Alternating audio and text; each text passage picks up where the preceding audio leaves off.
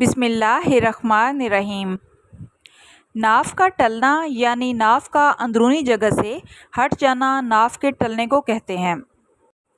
जब नाव अपनी जगह से टल जाती है तो इसकी वजह से खाना हजम नहीं होता, खाना खाते ही कै और मतली की शिकायत होने लगती है, पेट या मैदे में शदीद दर्द रहता है।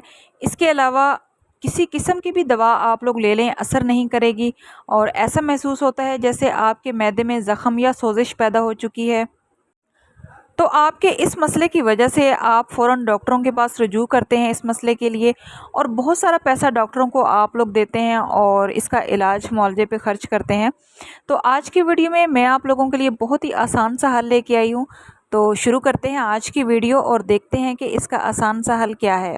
जिसकी भी नाफ टल जाए, चाहे वो मर्द है या औरत या बच्चा, तो सबसे पहले आपने क्या करना है, पेशेंट को आप लोगों ने बिल्कुल स्ट्रेट लेटा देना है इस तरीके से, और एक खाली गिलास लेना है शीशे का। अब आपने इसको बिल्कुल नाफ के ऊपर गिलास को उल्टा करके रखना है इस तरीके से।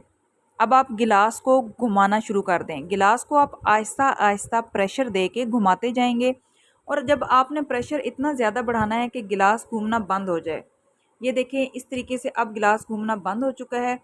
अब आपने क्या करना है कि वापस आहिस्ता आहिस्ता आपने प्रेशर को कम करते हुए वज़न आपने कम करते जाना है, ठीक है। गिलास का पेट के ऊपर से आहिस्ता आहिस्ता कम करके आपने गिलास को उठा लेना है, ठीक है। वज़न कम करके गिलास को उठाना है, और ये प्रैक्टिकल, ये अमल जो है आप दिन में एक दफ़ा करें। इंशाल्लाह बहुत जल्द आपको आराम आएगा और कभी भी आपकी दोबारा से नाफ नहीं टलेगी। तो इसको ज़रूर आजमाइएगा। मुझे अपनी दुआओं में याद रखिएगा। अल्लाह हाफिज़।